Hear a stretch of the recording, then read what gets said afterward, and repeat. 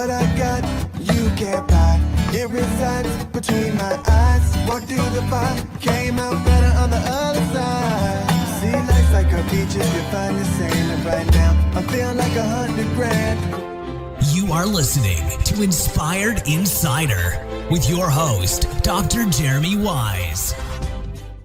Dr. Jeremy Weiss here, founder of InspiredInsider.com, where I talk with inspirational entrepreneurs and leaders. Today is no different. I have Tom Breeze of Viewability.co. And before I formally introduce you, Tom, I always like to point out other episodes people should check out.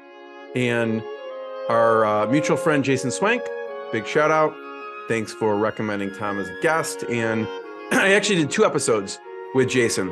Tom, one was where he built up his agency to over 8 figures and sold it. And the second is kind of what he's doing with buying businesses, how he's evaluating agencies and what they're doing there. Obviously, we talked about his amazing mastermind as well.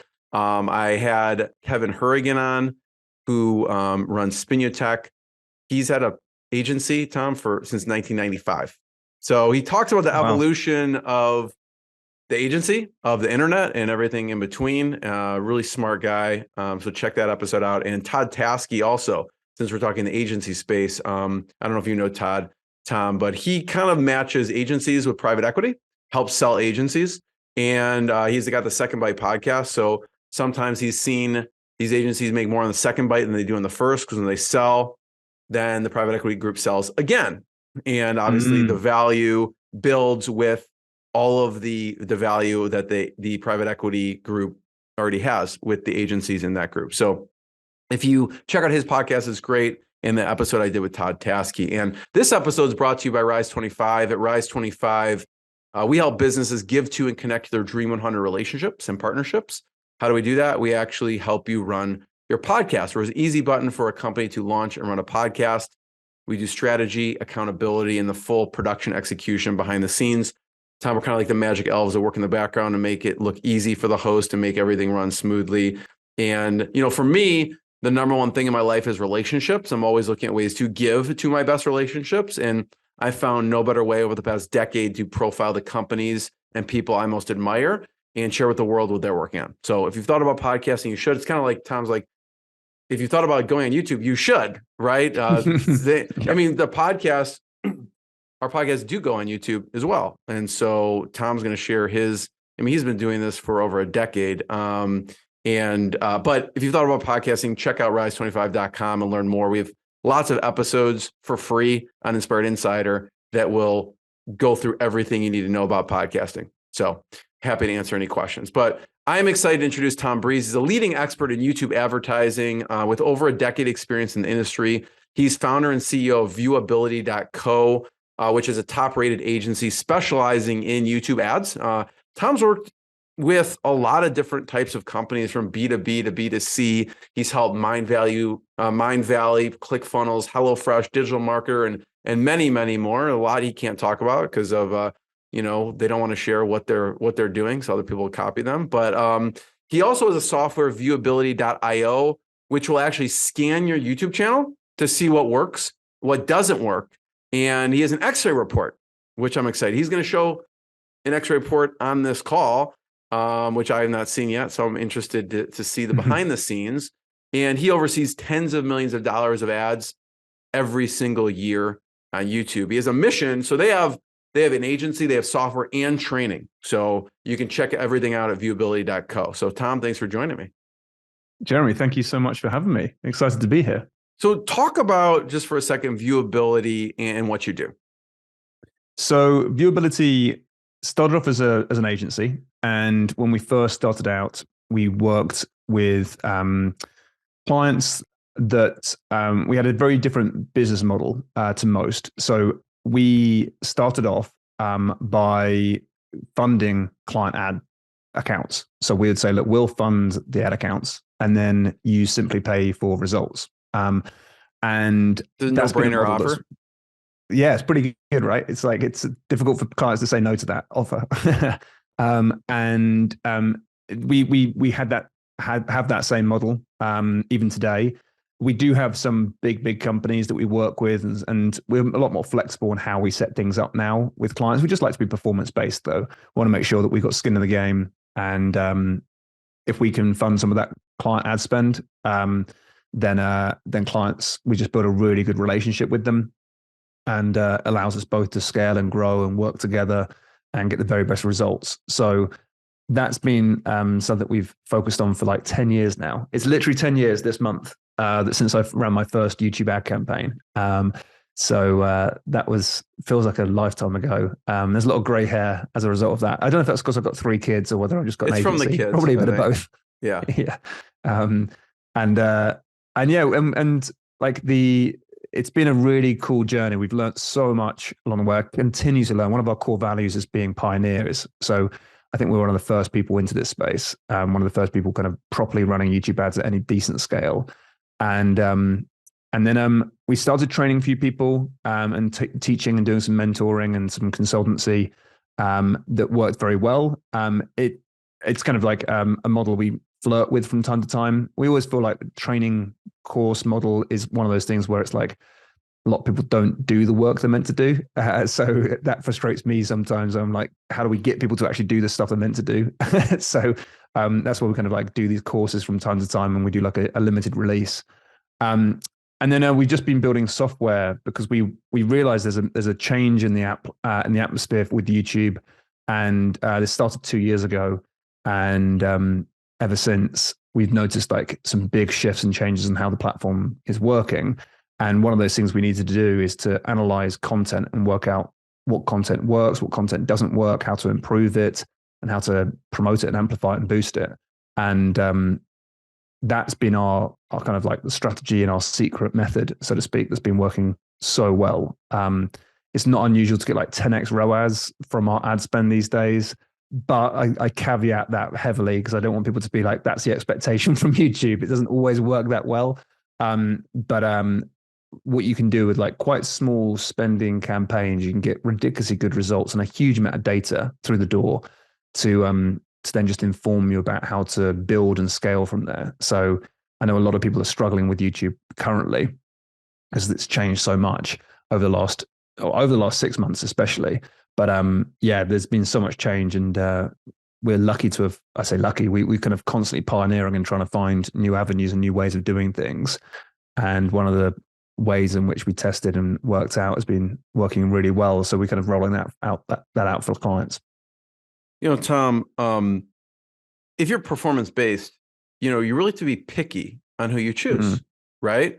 And like, if you're watching, by the way, of course, this is going to be on YouTube. That'd be like a sin if this was only on Spotify or app or whatever. So if you're listening to the audio, there is a video that you'll be able to see. And we're looking at Tom's website, viewability.co. But I love to hear, and scrolling down, there's a perfect fit, right? Which is who is a perfect fit? Because you can't, if you're performance based, you can only have so many clients. Who's a perfect fit for you? How do you choose? Yeah, so we have like some markers that we tend to look for in order to know that YouTube's going to be a good fit for the platform, but we're a good fit as an agency-client relationship as well. There's a few things that go on there.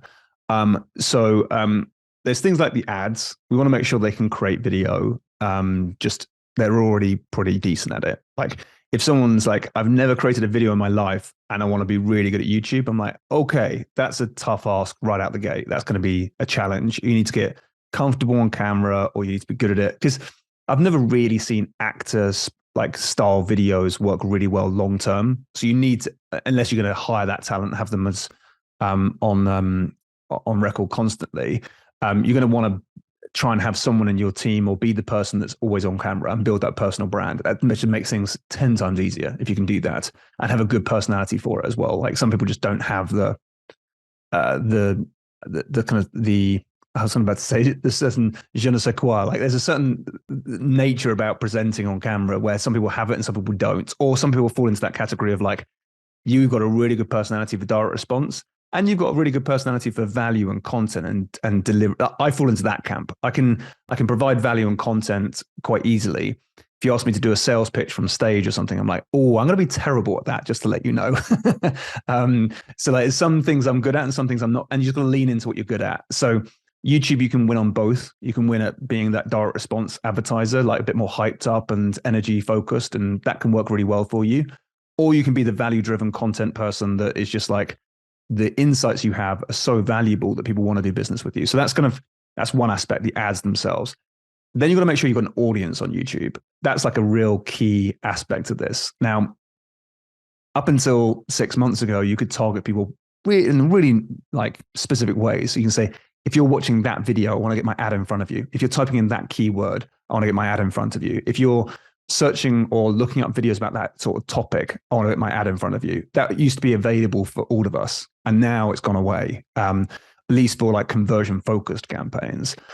And so now you're based up like more on audiences, and which makes the life a little bit more challenging. So there's pros and cons of that. You can scale when it works really well, but it's harder to get it going to begin with. And as a result, kind of, you're just going to make sure you can target your audience efficiently. That's another thing. So the audience is one key aspect of that. There's the acquisition process of your ad campaigns. So what funnel, what offer do you have in place that's going to get people to convert? Do you have a good enough conversion rates? Do you have good enough margin? Are you going to be able to afford this? Like e-commerce is harder on YouTube typically because the margins aren't typically there like it would be a high-end digital training course, for example. It'd be a lot easier if you have like some sort of highly leveraged program, like an educational program, for example. It just makes life a lot easier. And there's further upsells and masterminds and all that sort of stuff that you can keep on selling. So that's going to make things a lot easier for people as well. The attitude, which is a big one, in fact, of the client, that's kind of not that I always want to work with people that I can only have fun with, but you do want to have like a level of respect for each other. You know, like there's been clients that we've worked with who we've absolutely smashed it out the gate for like month 1, month 2, month 3, we're doing really well. And then they'll change something on their website or something, and the results will dip for a couple of weeks, and we'll figure out like a couple of weeks later, wait, why did someone change something? It was working so well. And then they'll be like, yeah, well, I just wanted to test something out. I'm like, fine, you should have told us because that would have been really helpful. And then a week later, they're like, oh, well, we're looking for a new agency because we weren't getting the results for the last 2 weeks. I'm like, wow, okay, this is like, so the attitude that people have to media buying, and they think it's so easy, and it's kind of sometimes like there's been letters written by Ogilvy of years gone by, talking to clients and like, this is how you're meant to behave as a client, just to let you know, because this is a partnership. This is not a one-way street. And it's kind of, yeah, some clients need to be educated a little bit on that sometimes. So that can happen. So we always vet for attitude to like their approach to this as well. And then we just want to make sure that there's something different about the client. You know, if it's like, oh, I want to be the next ClickFunnels or something, I'm like, okay, cool. You've got a big monster you've got to play with here. That's probably far more developed than you, got a lot more clout behind them, a lot more like brand, and so it has to have something a bit different to them that we can pull on, like an angle we can find that we're like, that's different and that's going to work well. And that's really important as well. So there's a whole mix to it. And sometimes there's just like a gut feel that you're like, oh, I got a feeling this is going to work really well. It's difficult to put your finger on, but we'll kind of like, we'll get a lot of prospects coming through and we have to turn down a lot. But when we find those ones that do work really well, we're like, cool, this is a winner. Let's now put our heart and soul into these campaigns and see what we can do. And yeah, that's kind of normally our vetting process for all of this. What kind of budget do you recommend to start with? I mean, I know budget is relative. Like if it's getting ROI, you want to increase the budget infinitely, right? Of course, right? But to start off from a testing perspective, what do you recommend as a minimum? Like, listen, we need to get some data, right? Where do you recommend starting before kind of trying to scale it up? Yeah, so my tune has changed on this a little bit over the last few months, just because we have a new method that we approach things with. If you were to create like the traditional YouTube ad, which is like like a 90-second spot that would be like, or you can go longer than that, or you can choose whatever length of video you want. But like typically people are kind of like aware of the fact that like, okay, cool, I'm going to create a 90-second spot, a 3-minute video perhaps. I'm going to run that as like what's called an in-stream ad or a pre-roll ad, where it's just like you're interrupting people when they're on YouTube, and then the user has to press skip ad or continue watching and then click through to your website. If you're going to do those ads, they're just a lot more costly to figure it out. By the time you've spent a little bit of money, you're going to hopefully have some level of data, but it's difficult to do that process compared to how it used to be. So you have to either have really deep pockets or find a different approach. So when I say deep pockets, you probably need $10,000, $15,000 worth of spend to give it a proper good test, and test out lots of audiences. Because there's two things with testing. There's one is like, does it work or not? And then sometimes it's like, you've got to run it and give it enough time to be tested as well. Both from an algorithmic standpoint, like let the algorithm dial in, but also like the lag time of lead to customer can be a nightmare for clients as well. If someone says like, oh, I'm looking for lead gen, and then we really know the value of those leads after 90 days, then I'm like, okay, cool. Well, we're going to only really know the true ROAS of our activity in about 120 days, really. And then we can start dialing in and optimizing. Because if we do it too early, we can probably optimize for like lead cost, but lead cost is a poor indicator of customer value, so you've got to give it a bit of time and have the spend to be able to do it, which is challenging for a lot of businesses. They can't bankroll that easily and feel comfortable to do so. The strategy that we go with nowadays to get people started is we actually start with like $10 a day, like not big spend at all. We might choose like 4 or 5 videos that go live with, put $10 a day behind them, so it might be like $50 a day type of activity. But with that, you can gain so much data and really good return. But you use a different style of ad format. So you'd use like an in-feed video ad, which is where you would you kind of create your really good content, and you want to provide value. So it might be like a 10-minute video, 8 minutes of pure content and value, and 2 minutes at the end of it for a call to action. And it might go straight through to a sale at that point. But the beauty of that is you can very quickly see what targeting is getting you really high retention and what targeting is getting you leads and sales. But also you can, because in-feed video ads don't work in the same way as conversion-focused campaigns, all of a sudden placement targeting, keyword targeting, topic targeting, it's gone away for most advertisers, becomes available to you. And so you can play around with the kind of like smaller campaigns, but very, very, very focused in on what works. You can drive campaigns and really good results with $10 a day. And then you can choose like, right, these are my best targeting options. Here's my best creative. Here's my best offer. You can work out what works. And then with that data after like 30, 60 days, you can be like, okay, cool. We've acquired a load of customers, normally very, very profitable. And now you've got enough data to be able to say, cool, let's go and tackle those big campaigns now, because we've got a bit more momentum. We've got a lot more data coming through, and we can make better decisions and feel a bit more confident in our ad buying.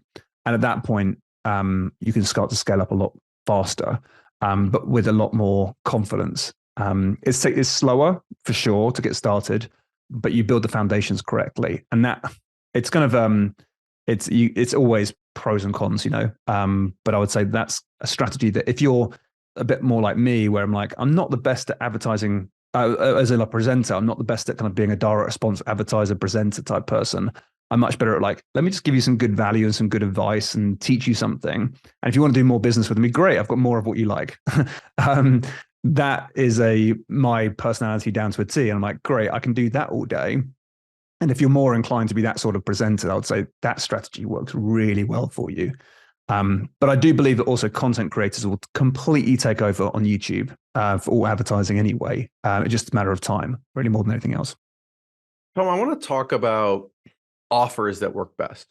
Okay. And by the way, I just want to point out, Tom has amazing masterclass that you can check out on YouTube. If you're watching the video right now, you can see this is episode 1 of 3. I've watched all 3.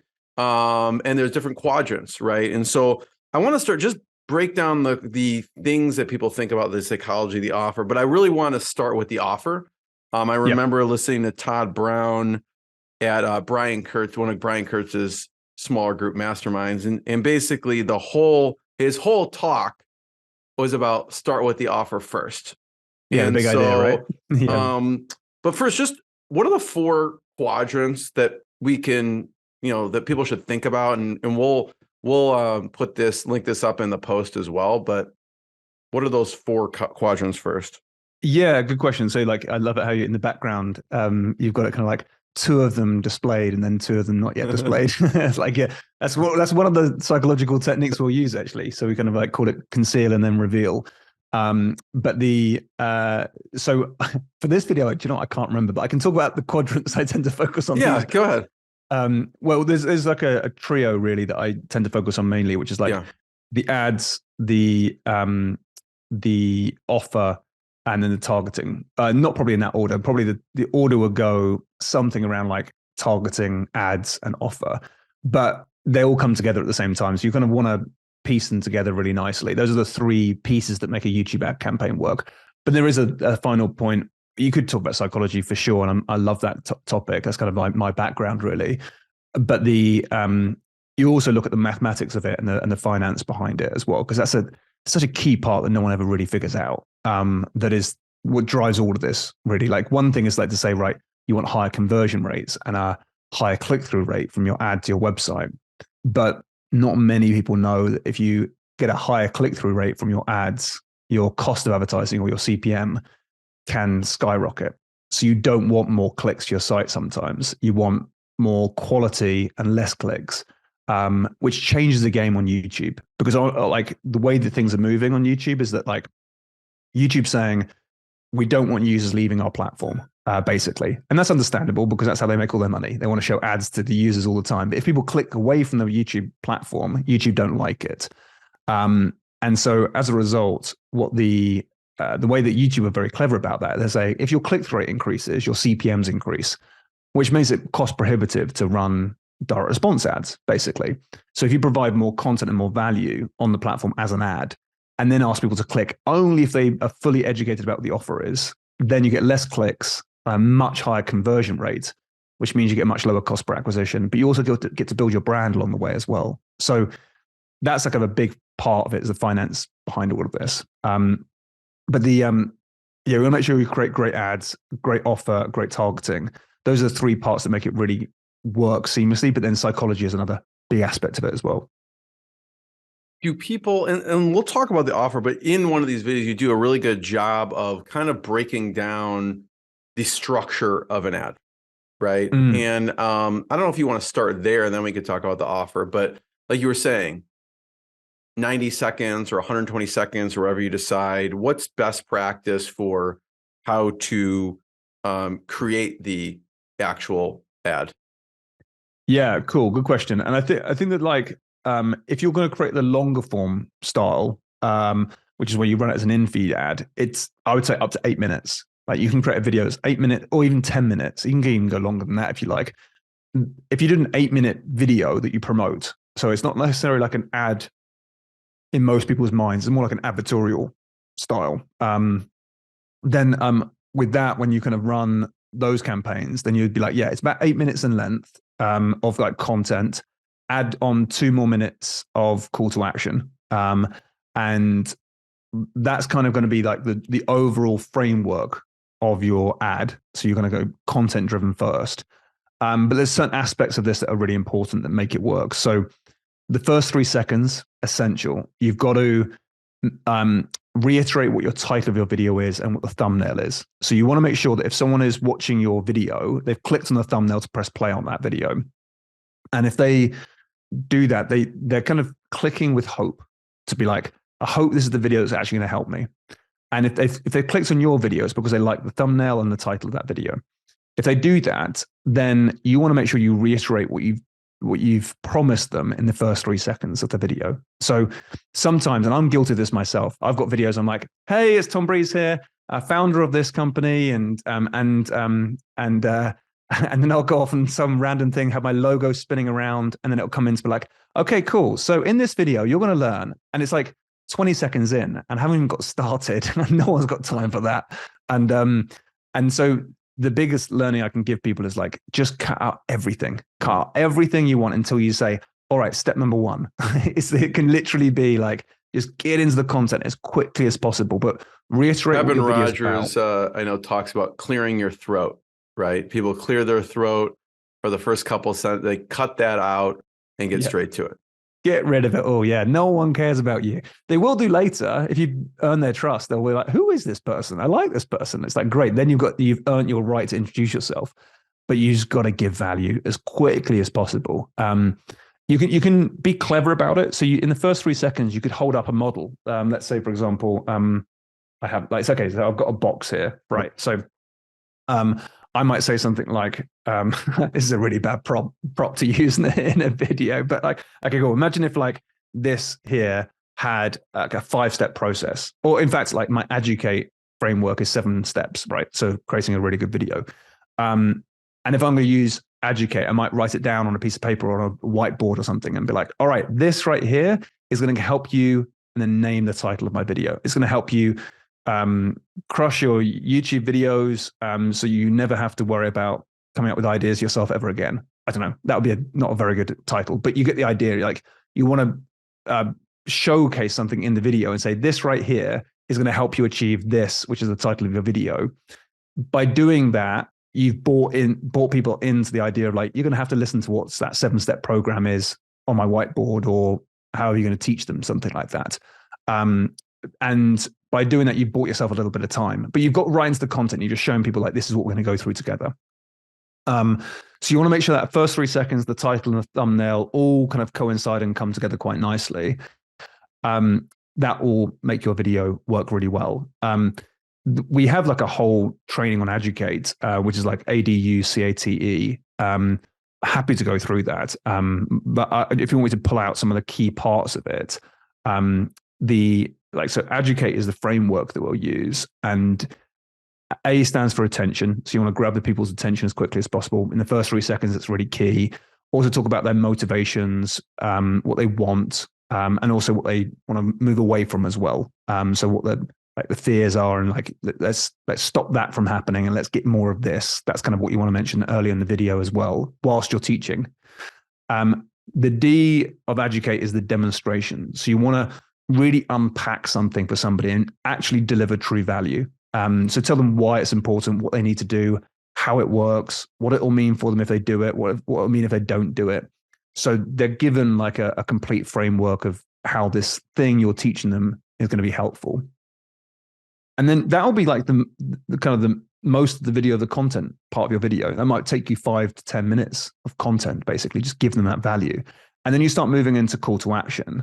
But your call to action follows the rest of the letters. So you've got AD, and then you've got UCATE. So quite a lot to go, but it's short, sharp things you want to add in. So one thing you want to add in is the U of ADUCATE, which is unique. So your unique aspect is like saying, you as a presenter, what makes you so unique? What's your unique point of view? What's your unique perspective? How do you see the world differently? And maybe your background had something to say for that. So I know I came from a psychological background. So me bringing psychology into YouTube advertising has been kind of one of my key aspects of working this through. But also, I have a good math background, and I'll use that in a lot of my skills when it comes to being an ad buyer and being a advertiser. And from that standpoint, I'll use those to my advantage. But I might say like, look, my background is this, and I saw why people weren't getting results because I have a unique background. No one else could see it because I had the vision for it. I have a unique perspective, and that's kind of what I saw, and I used that, and it's worked really, really well. And that's why this system I've just taught you works really well. So you want to give them that, the root cause of why you were able to help them, which if you show that, it also means that they can pretty much eliminate all the other rest of the competition, because they're like, oh, I get you. You've provided me value, and I see why you're unique. That's important to share with people. Then we go into the C of ADUCATE, and this is about now you're turning it back onto the customer again. So that C is for customer, and what you want to share with them is like, this is about their status and their identity. So you're kind of saying like, the sort of people that do business with us, the sort of people that will follow us, the sort of people that we tend to attract are these types of people. Now, you would mention who that is and be quite clear with that. And you're kind of like giving them an identity. You're saying, you're watching this video because you're this type of person. You are, and then you'd add in some traits that are favorable that they would like to be like considered as. Like, you are a really advanced ad buyer, or whatever it might be. You are this type of person. You are the sort of person that really is passionate about their coffee. You are, I don't know, whatever it is. people like to own identities and have that level of status to be like, yeah, that's who I am. That's how I feel. Like status pretty much drives everything anyway. So what car you buy and what school you send your kids to and everything, it's all about status at the end of the day, which is a bit crazy and scary. And but it's how we all behave. We always think like, what do other people think of this purchase and of my actions and that type of thing. But if you define clearly who it is you work with and also who it is you don't work with, not to say it's a negative thing, it's just like we work with these people and not these people.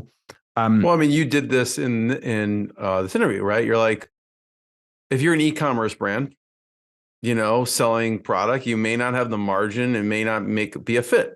Whereas, what's the one I'm thinking of that did Squatty Potty? They're the opposite, right? I'm blanking on the name now, but I had them on the podcast too, who did the Squatty Potty, but it's all e-commerce essentially, right? Yeah, exactly. And so you can define who it is your customers are, and you can say, here are our traits and here are what we tend to believe in and what our values are and what's important to us and how we act and what it is we do that others don't. You know, so we have quite a good example of this with a guitar tuition client of ours, and they will say, look, you are either a real guitar player. I'm not sure if that was the best naming we could have chosen, but it works. So like you're either a real guitar player or you're a dabbler. And either which way is absolutely fine, because if you're a real guitar player, you're kind of like dedicated to your performance and dedicated to learning and keep on progressing. And that's kind of who their crowd are. And there's some people that are just like, do you know what? I just want to pick up my guitar and just nerdle around it on the weekend and just have fun with it. And it's like, great, that's absolutely fine too. We're not saying it's good or bad. You're just clearly defining who it is you work with. But by defining that and giving them a name, you also get to dictate what good behavior looks like. Because you say, people like us, we do things like this. And that's kind of a Seth Godin principle that I think is so powerful. And if you're able to define, like, here's who we are, and you might be have a sense of belonging or have a sense of competitiveness or elitism, like you could be whoever you want it to be. You just get to define it. And that's the perfect thing. And you say, this is what our dreams and hopes and desires are. And here's how we act. And you're saying, this is what we're like. And you'll feel comfortable in this surrounding, in this setting. And this is what our brand is all about. If you're able to define that, then that gives you an opportunity to create tension. Because when it's favorable and people want it and they want to be part of this, part of your brand and part of who is you tend to be, you say to them, well, the next logical step is to do this step. And you're pairing the identity and the status of somebody with, we do things like this, we'll click and we join this community, we buy these programs, we buy this product, whatever it might be. You're kind of subtly implying that if you click, you're part of us. If you don't click, you're not part of us. And that's completely fine either way. But it's a level of tension now that says a lot about you as an individual on a video. Because you're watching this video and you're like, if I don't click this link, I'm kind of saying to myself, I might not be this type of person. And that's a difficult thing for people to do.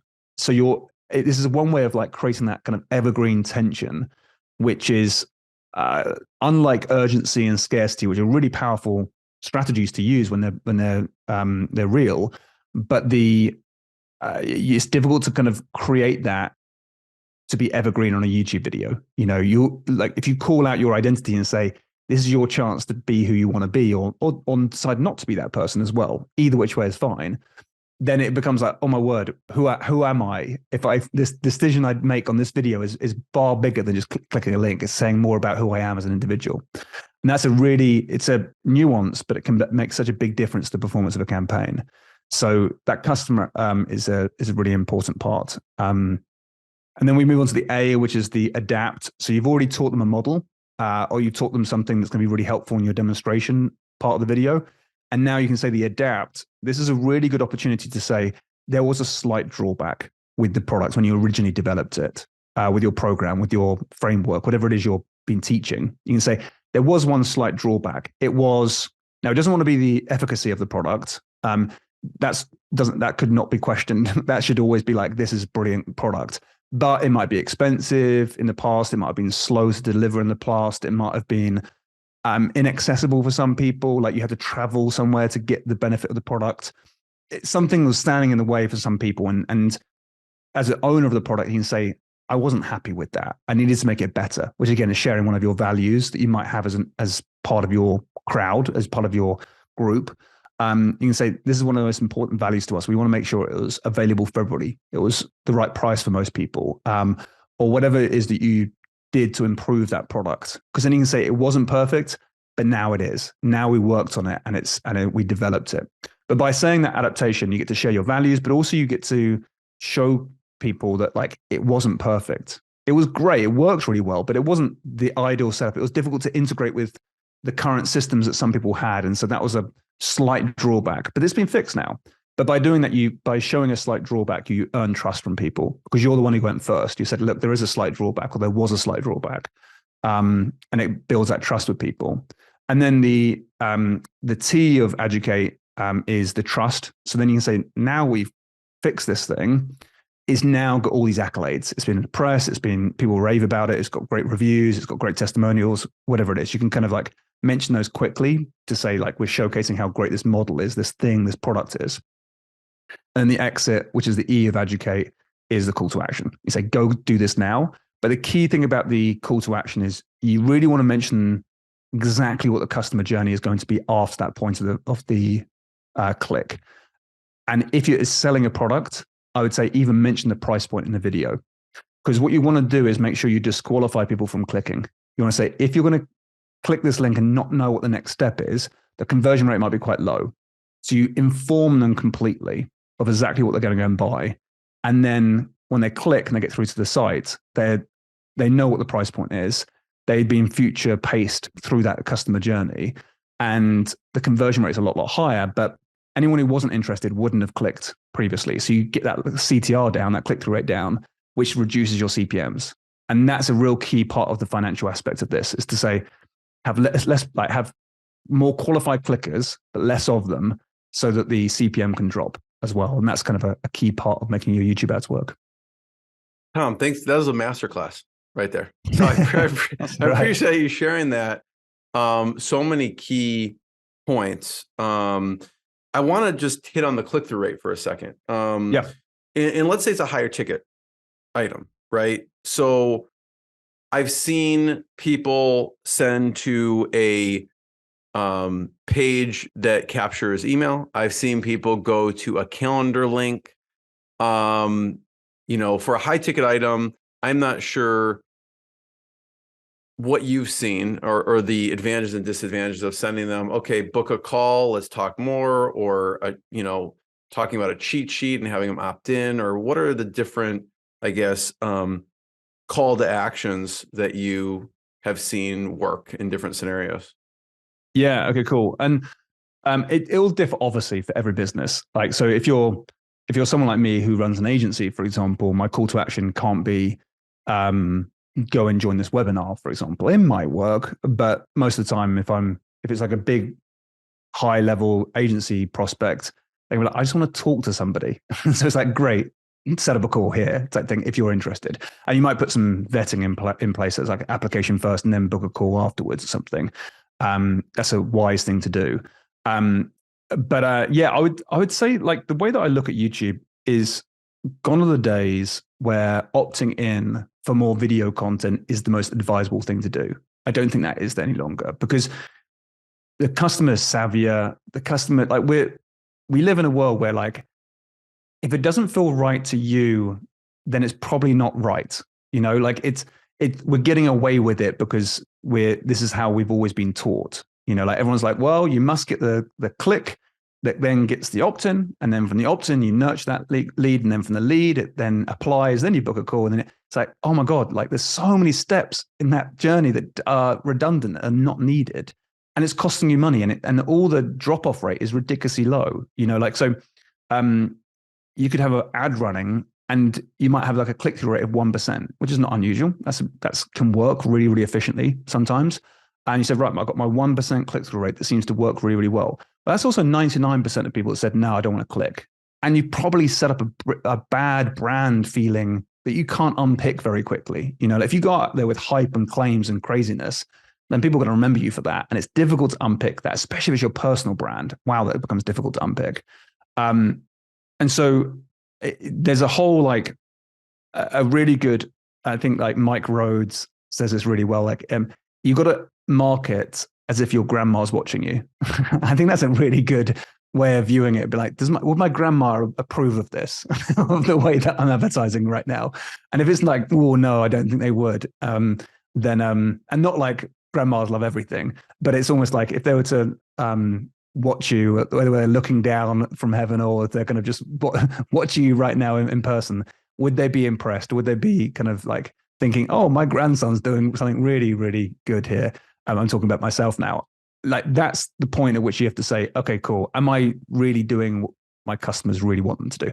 And so I try and remove all barriers or all weirdness. And it can be at the detriment of some things, but it's always at the positive of the brand. And that's how my shift is focusing, or how I'm focusing my shift, which is almost to say, if it's more content, if it's more value, just give it away. Just give it to people. Just put it in a video, make it 10 minutes, make it 20 minutes, just provide all the value you can.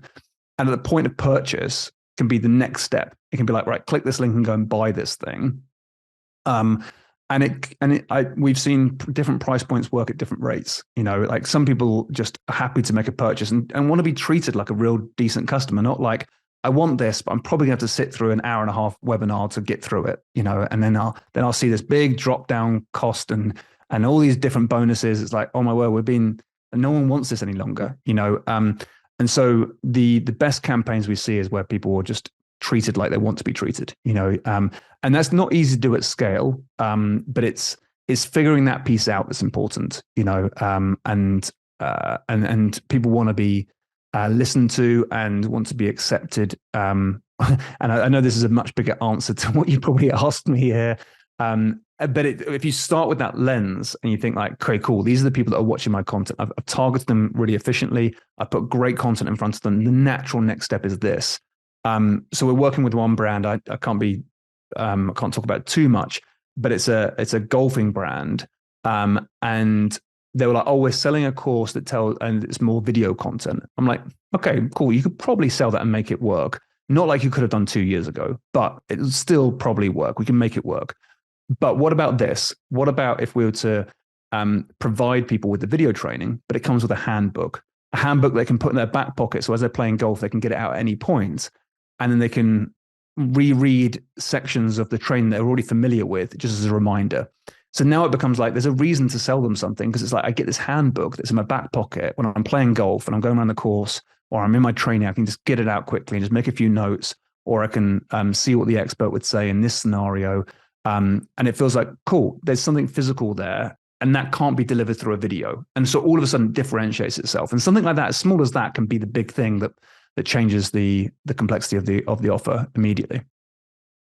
Speaking in Tom, I know we're a little bit over. I don't know if you have to get to something, but I did want to get to your Xray piece. But I had a quick nuanced question with like you want to talk to someone, right, for your business, and some B2B higher ticket maybe want to talk to someone. And, you know, I could see sending an application. I mean, I could see two things. Well, you do an application and that just directly goes into the calendar, or the calendar, right? If someone sets up Calendly or whatever, is kind of an application. I don't know if you have a preference on one or the other. I guess, you know, making people do more things or jump through more hoops, I guess, is not a bad thing from what you're saying, but is there a preference on where the application falls in that process of booking a call, like before or after? I prefer application on to book a call. And the reason is twofold.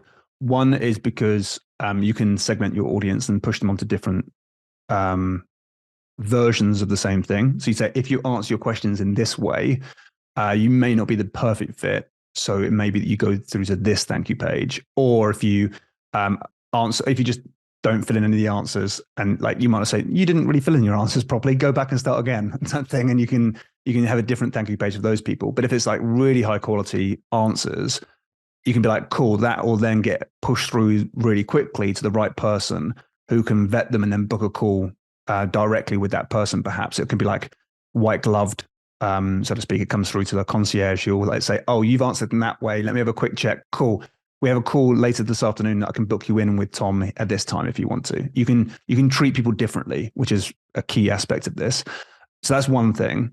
But the other way to do it as well is to say, if you do that as you're running ads, you based on people's answer, you can do like lead scoring, and you can say, if they answer this way, go through to this thank you page, and they're worth 3 out of 3. If they go to this page, it's 2 out of 3. If it goes to this way, it's 1 out of 3.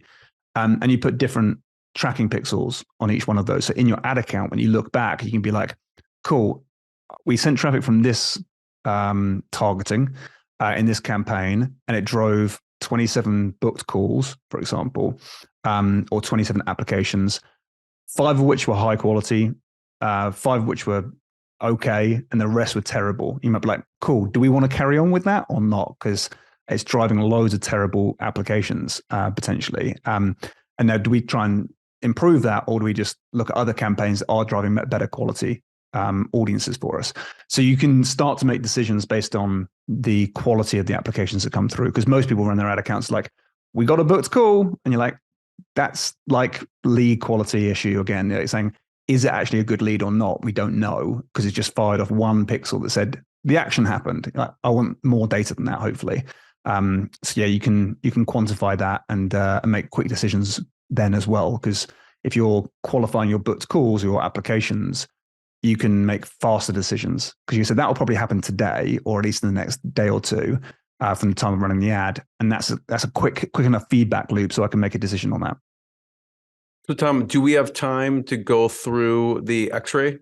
Let's do it. Please? Okay. I'll bring it up. And I just want to point out, before you're going to pull it up and we're going to talk about it, so people will be able to check it out on viewability.io if they want to check it out. Also, if you're interested in working with Tom or getting more information, you can go to viewability.co. And as you just walked through, there is an apply button. So you have to fill out an application for that. So you can check that out. And I'll put some of those YouTube videos in the post. So if you're looking at the actual post, we'll put some of his masterclass videos in there so you can get more information, because he does a great job kind of doing a deep dive on from 0 to 30 seconds, from 5 seconds to next 15 seconds, the next, and so you can, want more information, you can go there. So I'll let you kind of share your screen and we can talk about the Xray. Yeah, cool. Okay, perfect. So this tool, you can go through and use you load up your YouTube channel. We just go through the process and you connect it up, and then we can gather the data, and then we can report it to you, basically. But I don't think there's any good analytic tools out there for YouTube, hence why we started building our own. But when we started building it, we're like, we just want to know what content works really well, and how to improve that content. That's all we wanted to do it for. And then we noticed that that's a really good way of advertising as well. So we kind of started to realize, oh, okay, cool. This is it's turned into a little skunkworks project and now into a much bigger beast. So people use, Tom, both the videos what you're talking about are, some people use them for the ads and also for just regular good content on their channel. Is that right? Oh, totally. Yeah. Like, so the focus for us is to say, take your organic content and use it as an ad. Like it sounds like an odd thing to do because no one's really does it that way.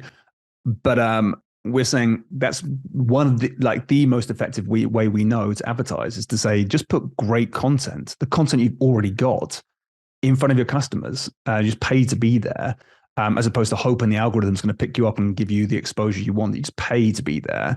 And if it's good content, they're going to go back to your website and buy your stuff. And that's kind of as simple as it gets. We just literally put boost your best stuff. That's kind of like what we're looking at. And they can choose what your best stuff is. Re-listen to the ADUCATE to make sure they're producing great content too. So precisely, yeah. So we want to analyze and be like, right, what is it that makes great content? And so we have this tool here, and I'll try and bring up another one in a second, in fact, as well, because I think there's another version of this that's kind of just been released. But this will break down every single video. So this is my channel. So I'm not the best at YouTube in the world compared to some of the clients we work with, but I've got 37 videos. That's enough to showcase what happens here. But what we can do is we can open up these different sections and it will break down every single video by how people are engaging with the video. So how much watch time, how much of the video they consume, but then break it down by minute, or even the first minute's broken down into finer detail than that. And really what we're looking for is to say, right, at the 8th minute, how many people are watching, let me just re-rank that here. How many people are still watching after 8 minutes? And so this video here, which is I think one of the ones you talked about, which is like one of our masterclass videos, after 9 minutes, we still have 44% of the audience there, which is a great number. You know, that for me, that's really good, because I talk about something quite unique. YouTube advertising is not the most engaging, exciting topic to talk about compared to like Mr. Beast and that type of stuff that he can do. But to still have 44% of my audience still watching after, or let's say 42% of my audience still watching after 10 minutes, that says to me like, okay, cool. I might pay to get someone to watch my video. It might cost me like, let's say 20 cents, let's say, to watch my video.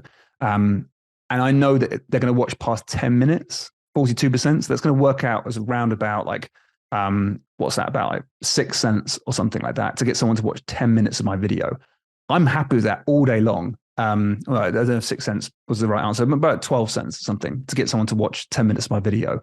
I'm happy with that all day long. Like I'll pay as many of that possible. Because if you think like, right, someone's going to get to watch your content, by 8 minutes, they're going to get to know you, like you, trust you, remember you, will consider buying from you. And that's why like 8 minutes is that sweet spot. We want to try and get people past 8 minutes. And if I know that like for this video, 41% of people are still watching after 8 minutes, 44% go up. So more people start watching at 9 minutes. What we're finding is that like, that is a really good marker of a great video that I should pay to get in front of people. And it just so happens to have a call to action in the video as well. So we can say, go to the site and continue that journey on. But so there, as soon as we see those sorts of numbers in the channel, we're like, cool, that's a good reason to promote that. But we're looking for retention is one thing, relevancy for the business. So if I was talking about the next video down, I talk about channel optimization, which isn't really my thing any longer, but it's still got great view counts and great exposure and great retention. I'll be like, cool, well, it's not that relevant any longer. So I wouldn't want to promote that video. But yeah, the video above about YouTube advertising, like it's a great retention, great relevancy for the business. And then another R that we look for as well is reach. Like, could we get a lot of audience to watch that? And YouTube ads, yeah, you can get some people to watch. I'll probably go a little bit broader than just YouTube advertising. But yeah, I could get that in front of more people who are just generally interested in promoting their business. And then I just have to get them onto the idea of like YouTube ads could be a great thing for their business. So it kind of gives you an idea of what works really well and what doesn't work quite so well. And it's got like, you can break down your subscriber rates, your engagement rates. It'll like make sure your call to actions are in the right place or not in the right place and can help you fix those things. And then we also have things like, it'll break down for each video. It'll give it like for all the top videos, it'll give you a complete focus of like how to improve the video. So it'd be like, do another video, keep it the same length, but focus on your intro because it wasn't very strong compared to other videos. And just kind of it'll tell you how to improve every single video. And then also break down each video by its retention and look for these, what we call magic moments. So occasionally we can rank your videos and be like, right, there's something in the videos where the retention line increases, which typically means you've done something or said something that has really attracted your audience. So demonstrations, screen shares, quotes is another one. We did this with Alex Formosi, and some of his videos gets a really high peak of retention when he says quotes from like different experts from the past or leaders and that type of thing. If you reference the quotes of like legends of the past, so to speak, they'll kind of, people will kind of watch back and like listen to what you said and listen to what the quote was again and again and again.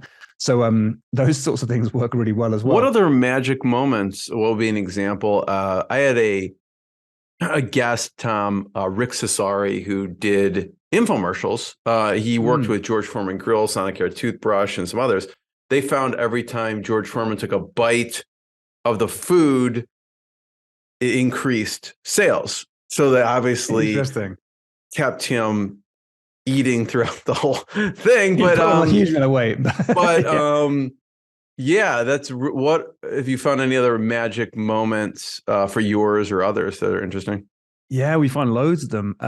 So there's little things that people will do. So one of the ones that we found that works really well is by doing some like changing scene works really well. So you might say, right, I was at my desk and now I'm driving in a car or something. Like taking people on a journey works really well in your video. But also even doing something like, so we did this with Qasim Aslan. We looked at his videos and he had these big peaks from time to time. He has we some watched great back at videos, him. by the way. You're doing a great Yeah, job he does with great that. content. Yeah. And he did these things where he claps really loudly and goes, all right, this is where things get interesting. And just by mentioning that, people kind of go back to that point and say, okay, he must have said something really important here. And say, listen in and pay attention. And he does. He normally does say something very, very interesting and insightful. And by creating those moments where it's like you like clap really loudly and say, this is where things get interesting, you're kind of setting yourself up for the next mini chapter of what you're talking about.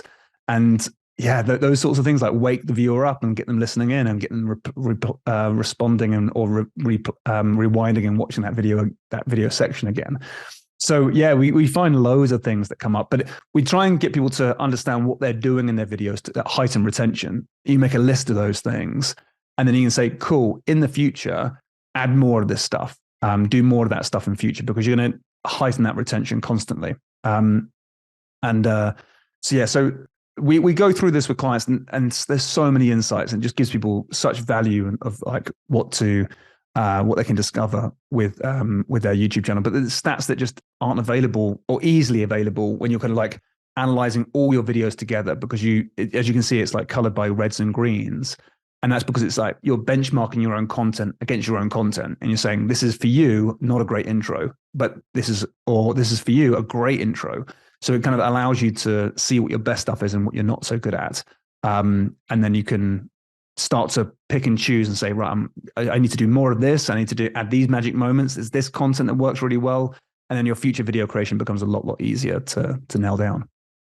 Tom, this is fantastic. I want to just thank you for your time, your expertise, and people can check out viewability.co or viewability.io. I don't know when they go there. Will they be able to get an Xray report, or how does it work or that happens once you get the software? Yeah, right now we do it for free. So we are going to be adding a paid version of it because we have a new, we have like, not to be the person that always infuses AI with everything. I know marketers seem to be like, if you can fit AI in it, get it in there somehow. But we've done it in a way where we can say, we can take sections of videos now and analyze the section of the video. And we say, this 5-minute section here was really strong, or this 1-minute section was really strong here. This is what you said. These are the bullet points, and go create more video like that again.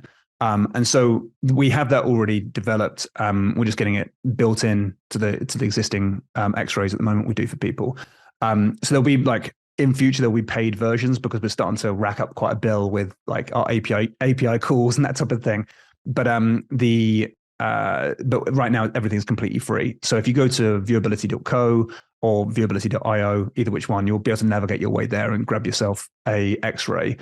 And then when you go through it, it comes with like a complete tutorial video walkthrough as well. So every single aspect of the Xray tool, you'll be able to kind of like click on it and then view a video that will discuss what that section means and how to gain the insights from it as well. All completely free. So yeah, just on viewability.co or, as you say, .io. Everyone check it out. Tom, I want to be the first one. Thank you. Thanks, everyone. Thanks, Jeremy. What I got, you can't buy. It resides between my eyes. Walked through the fire, came out better on the other side. See, life's like a beach if you find the sailing right now. I'm feeling like $100 grand.